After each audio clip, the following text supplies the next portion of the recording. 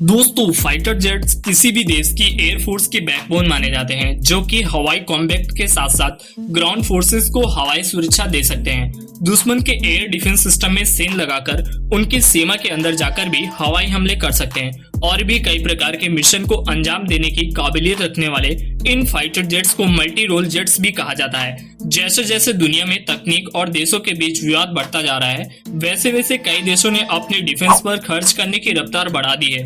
अब हर एक देश एक से बढ़कर एक एडवांस तकनीक से लैस घातक हवाई हथियार बनाने की दिशा में तेजी से प्रयास कर रहे हैं।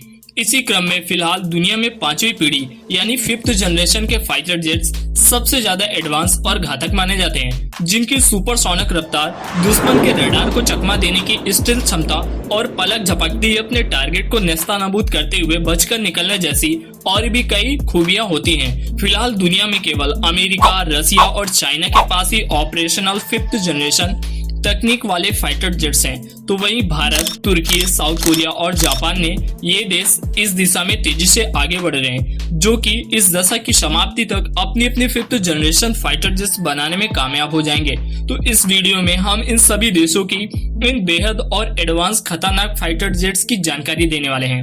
नंबर 1 पर है अमेरिका की लॉकहीड मार्टिन द्वारा बनाया गया F-22 रैप्टर। यह single seat twin engine all weather दुनिया का सबसे ज्यादा स्टेल्थी क्षमता रखने वाला 5th जनरेशन फाइटर जेट है।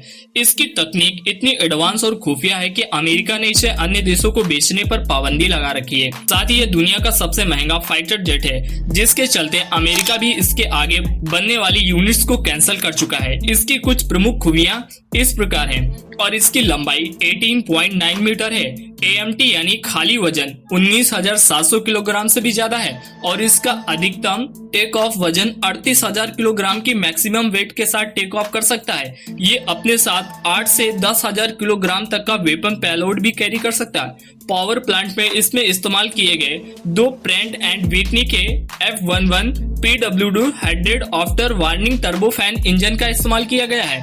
इसे 116 किलो न्यूटन का ड्राइव थ्रस्ट और अधिकतम 156 किलो न्यूटन का आफ्टर बर्निंग थ्रस्ट प्रोवाइड किया जाता है। इसके दम पर इसकी परफॉर्मेंस देखी जाए तो इसकी अधिकतम यानी मैक्सिमम स्पीड 2400 किलोमीटर प्रति घंटा से भी ज्यादा है और यह फुली लोडेड कंडीशन में एक बार में 8,500 किलोमीटर तक कॉम्बैक्ट मिशन को अंजाम दे सकता है और यहाँ से अंजाम देकर लौट भी सकता है। और इसकी सर्विस सीलिंग में यह 20,000 मीटर की ऊंचाई तक ऑपरेट कर सकता है। इसके बाद दूसरे स्थान पर आता है लॉकहीड मार्टिन का F-35 Lightning two aircraft. American air force द्वारा सबसे ज्यादा इस्तेमाल किए जाने वाला single engine seat all weather stealth fighter jet है और इसकी प्रमुख विशेषताएं हैं और इसकी लंबाई 15.7 मीटर है। AMT वजन यानी 13,000 है और इसका 290 किलोग्राम बताया जाता है और इसका मैक्सिमम टेक ऑफ वजन 31,000 से 700 किलोग्राम से भी ज्यादा है।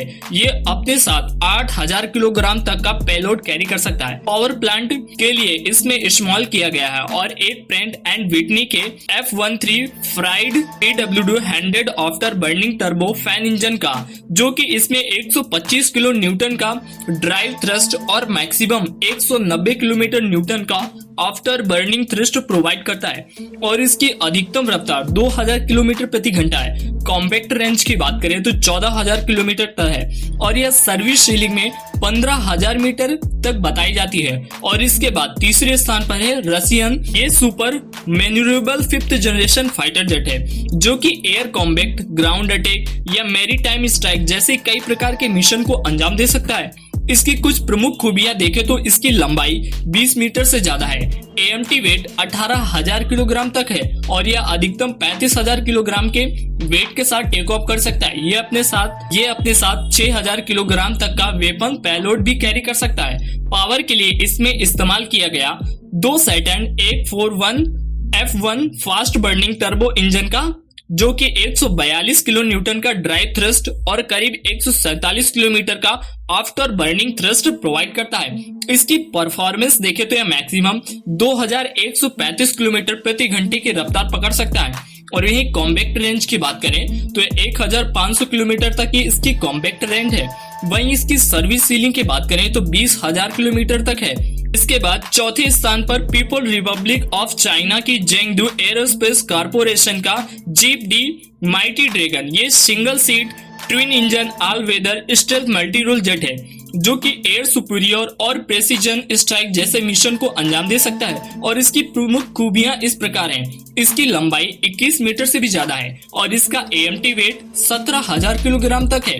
Maximum weight take off 37,000 kilogram तक बताया जाता है। ये अपने साथ अधिकतम 11,000 किलोग्राम तक का वेपन पेलोड भी कैरी कर सकता है। पावर के लिए इसमें इस्तेमाल किए गए 2 शेनांग WS-10C बर्निंग टर्बो फैन इस्तेमाल किए गए हैं। वहीं इसकी अधिकतम 142 किलोमीटर का फास्ट बर्निंग थ्रस्ट प्रोवाइड करते हैं। इसकी परफॉर्मेंस देखें तो इसकी अधिकतम रफ्तार 2460 किलोमीटर प्रति घंटा बताई जाती है और कॉम्पैक्ट रेंज की बात करें तो 2000 किलोमीटर तक की है। इसकी सर्विस सीलिंग 20,000 मीटर तक बताई जाती है। इसका फिलहाल AFTO, DTS, स्टवी 5, 5th, 7 और G20 ये चारों ही operational 5th generation stealth fighter jets हैं। इनके अलावा बाकी जेट्स डेवलपमेंट में हैं, जिसमें नंबर 5 पर है भारतीय एरोनॉटिकल डेवलप एजेंसी व DRDO द्वारा विकसित किया जाने वाला एडवांस मीडियम कॉम्बैक्ट एयरक्राफ्ट यानी एमका। यह एक 5th जनरेशन स्टेल्थ तकनीक से युक्त single seat twin engine multi role jet होगा। तेजस के निर्माता हिंदुस्तान एरोनॉटिकल लिमिटेड के द्वारा ही इसका निर्माण किया जाएगा। ये साल 2024 में अपना पहला प्रोटोटाइप बनकर तैयार करने वाला है। इसकी कुछ खूबियां इस प्रकार हैं। जो इसकी लंबाई बताई जाती है वह 17.6 मीटर होगी और इसका AMT वेट 12,000 किलोग्राम का होगा और इसका maximum take off weight 25,000 kilogram तक बताया जाता है। ये अपने साथ 6,500 किलोग्राम तक का वेपन पेलोड कैरी कर सकता है। पावर के लिए इसमें इस्तेमाल किए जाएंगे 2 मॉडिफाइड जनरल इलेक्ट्रिक के S414 after burning turbofan engine जो कि 50 किलो न्यूरॉन्स का ड्राई थ्रस्ट और 1.5 किलो न्यूरॉन्स का आफ्टर बर्निंग थ्रस्ट प्रोवाइड करेंगे। हालांकि इनके थ्रस्ट की आगे काफी ज्यादा बढ़ाई जाने वाली है। इसकी संभावित परफॉर्मेंस देखें तो यह मैक्सिमम 2600 किलोमीटर प्रति घंटे की रफ्तार से उड़ पाएगा। कॉम्बैक्ट रेंज इसकी 1620 किलोमीटर तक होगी। वहीं यह 20,000 मीटर की मैक्सिमम ऊंचाई तक ऑपरेट कर सकता है। यह साल 2032 तक ही इंडियन एयरफोर्स को मिलेगा, इसलिए इसे केवल 5th नहीं बल्कि 5.5 या करीब 6th जनरेशन तकनीक से भी लैस किया जा सकता है। तो दोस्तों आपको वीडियो कैसा लगा? अगर वीडियो अच्छा लगा हो तो वीडियो को लाइक, शेयर एंड सब्सक्राइब करना ना भूलें। जय हिंद।